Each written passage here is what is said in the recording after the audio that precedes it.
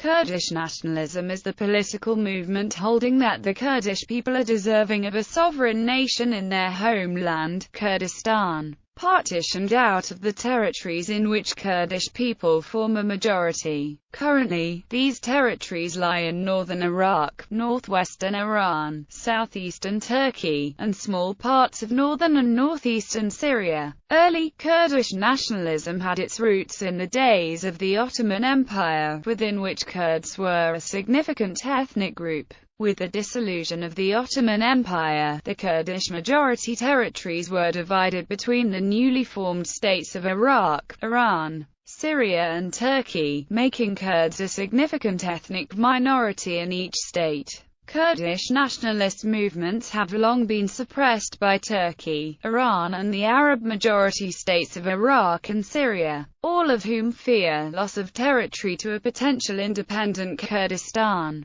Since the 1970s, Iraqi Kurds have pursued the goal of greater autonomy and even outright independence against the Ba'ath Party regimes, which responded with brutal repression. In the 1980s, an armed insurgency led by the Patriotic Front of Kurdistan challenged the Turkish state, which responded with martial law. After the 1991 Gulf War, Iraqi Kurds were protected against the armies of Iraqi dictator Saddam Hussein by NATO-enforced no-fly zones, allowing them considerable autonomy and self-government outside the control of the Iraqi central government. After the 2003 invasion of Iraq that ousted dictator Saddam Hussein, Iraqi Kurdistan became an autonomous region, enjoying a great measure of self-governance but stopping short of full independence. Kurdish nationalism has long been espoused and promoted by the worldwide Kurdish diaspora. History. The Kurdish nationalist struggle first emerged in the late 19th century when a unified movement demanded the establishment of a Kurdish state. Revolts did occur sporadically but only decades after the Ottoman centralist policies of the 19th century began did the first modern Kurdish nationalist movement emerge, with uprising led by a Kurdish landowner and head of the powerful Shemdanam family, Sheikh Ubaydullah. In 1880, Ubaydullah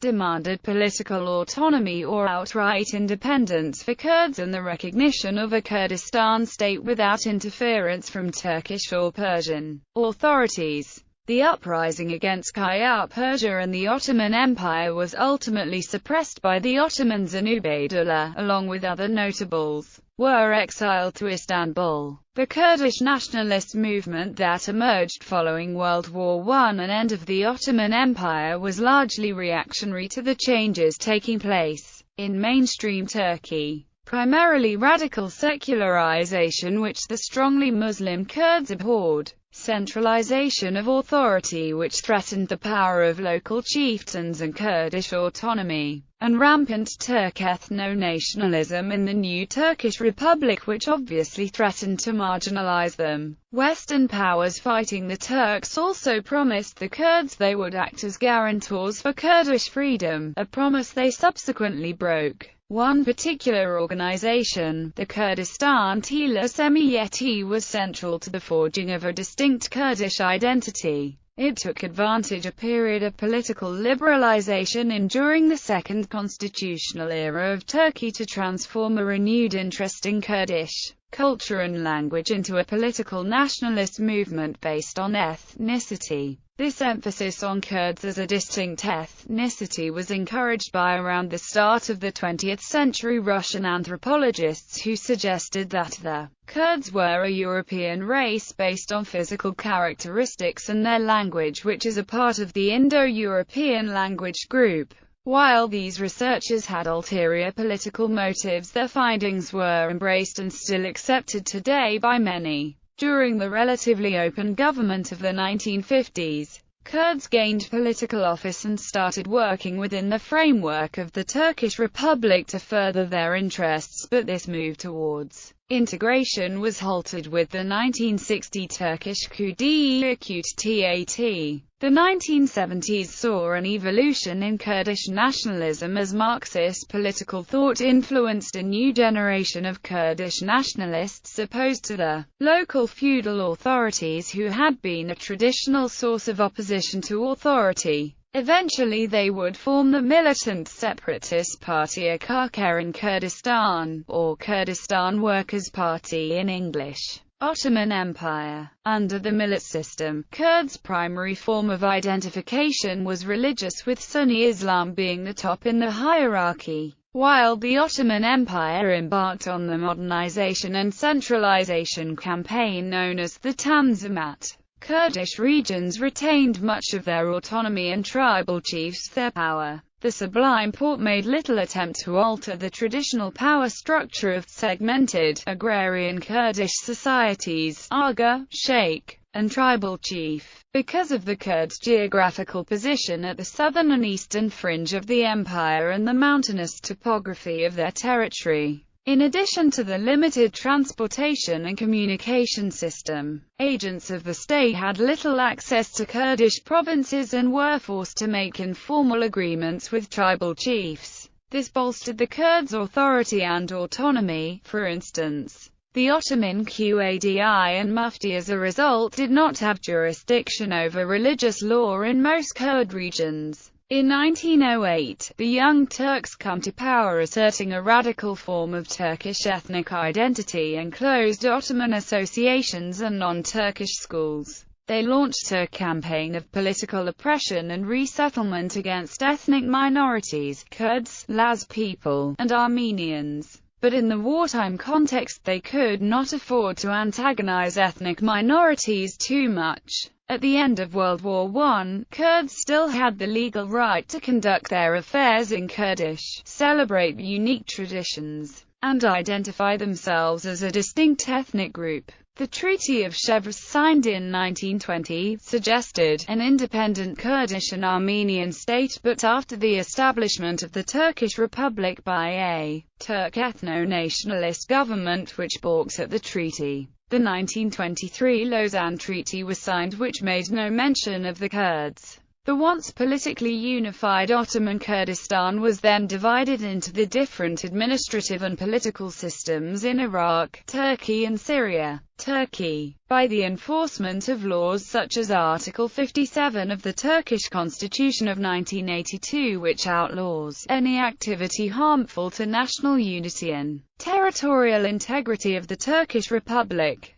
Kurdish civic rights can be constrained within the context of a constitution guaranteeing equality without acknowledging them as a distinct group. Equal citizenship rights were enshrined in Turkey's 1920 Provisional Constitution. Article 8 asserted that the country was composed of both Turks and Kurds, but under the law they would be treated as common citizens. However, the 1923 formation of the Republic of Turkey marked the beginning of a continuing period of reduced civic rights for Kurds. The Caliphate was abolished a year later, as well as all public expressions and institutions of Kurdish identity. Kurdish madrasas, newspapers, religious fraternal organizations, and associations were shut down. To give an example of the early Republican government's attitude towards the citizenship rights of Kurds, Law No. 1850 was introduced after popular revolts, giving after-the-fact legal sanction to civilians and military personnel who killed Kurds during the revolt. Kurdish regions were placed under martial law and the use of the Kurdish language, dress, folklore, and names prohibited. Civic rights were temporarily improved with the Turkish Constitution of 1961, which allowed freedom of expression, the press, and association for Kurds. The 1964 Political Parties Act criminalized Kurdish political parties and the acknowledgement of the existence of different languages and races in Turkey. The 1972 Law of Association further restricted rights to association and political organization.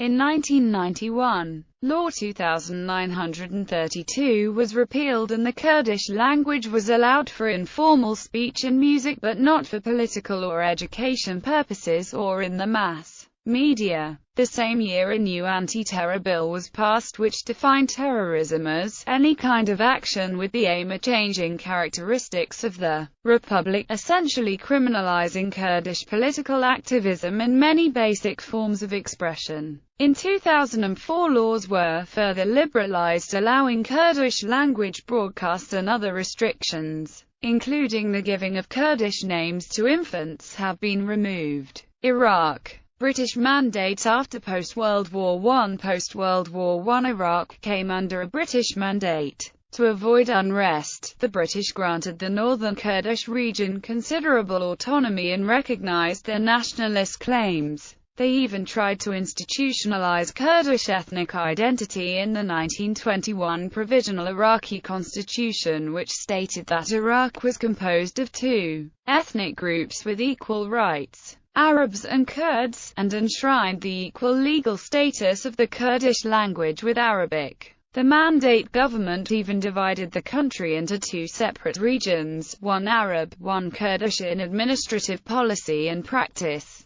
Two policies emerged regarding Kurds in Iraq, one for non-tribal urban dwellers and one for rural tribal population, meant to discourage urban migration. The government institutionalized advantages for rural Kurds. Tribes had special legal jurisdiction, tax benefits, and informally guaranteed seats in parliament.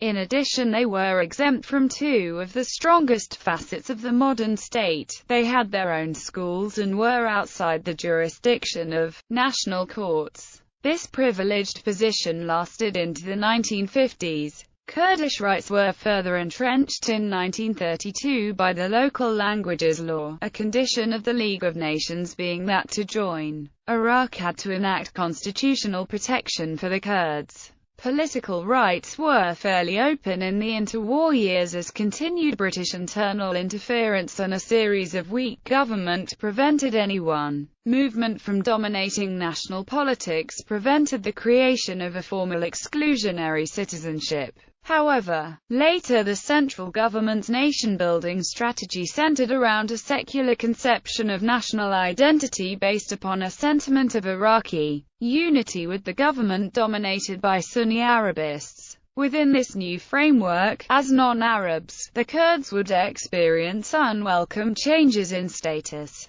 Post-World War II, the 1950s, 60s, and 70s demonstrated a pattern. The new Arabist leader would assert his belief in the Kurds as distinct and equal ethnic group in Iraq with political rights. For instance, the Constitution of 1960 claims Kurds and Arabs are partners within this nation. The Constitution guarantees their rights within the framework of the Iraqi Republic. Once successful at consolidating their power, they would repress Kurdish political rights, militarize Kurdish regions, ban nationalist political parties, destroy Kurdish villages, and forcibly impose resettlement. As a result, from late 1961 onwards there was near-constant strife in Iraqi Kurdistan. A major development was made when the Iraqi government and Kurdish leaders signed the 1970 peace agreement. It promised Kurdish self-rule, recognition of the binational character of Iraq, political representation in the central government,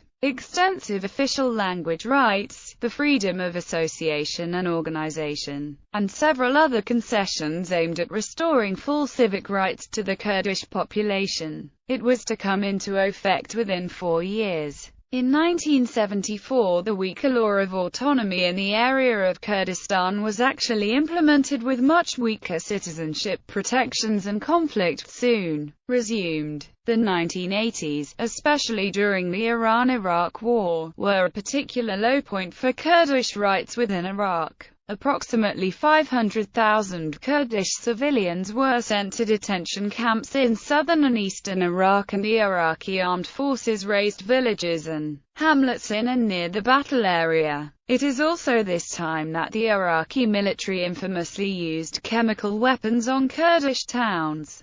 Post-Gulf War. After the Gulf War, an autonomous, safe haven was established in northern Iraq under UN with USAF and RAF air protection. Under the democratically elected Kurdish regional government, citizens experienced civic rights never previously enjoyed. Student unions, NGOs, and women's organizations emerged as forces in a new civic society and institutionalized tolerance for the region's own ethnic, religious, and language minorities, e.g., the Iraqi Turkmen. Since the 2003 invasion of Iraq and the downfall of Saddam Hussein, the Kurdish population has found itself drawn back into Iraq with promises of autonomy and citizenship based on a federal, ethnically inclusive model with strong minority rights and guarantees against discrimination. The new Iraqi constitution, drafted in 2005, establishes Kurdish as an official language alongside Arabic, acknowledges the national rights of the Kurdish people, and contains the usual promises about absolute equality of citizens regardless of race, religion, gender, etc. How effective this constitution will be in safeguarding the equal citizenship of the Kurdish population is unclear in the current unstable domestic situation. Syria. After the failed revolution of Sheikh Said, thousands of Kurds fled their homes in southeastern Turkey to Syria, where they settled and were granted citizenship by the French Mandate authorities. Under the French Mandate of Syria, the Kurds enjoyed considerable rights as the French Mandate Authority encouraged minority independence movements as part of a divide-and-rule strategy, and recruited a large Kurdish segment for its local armed forces.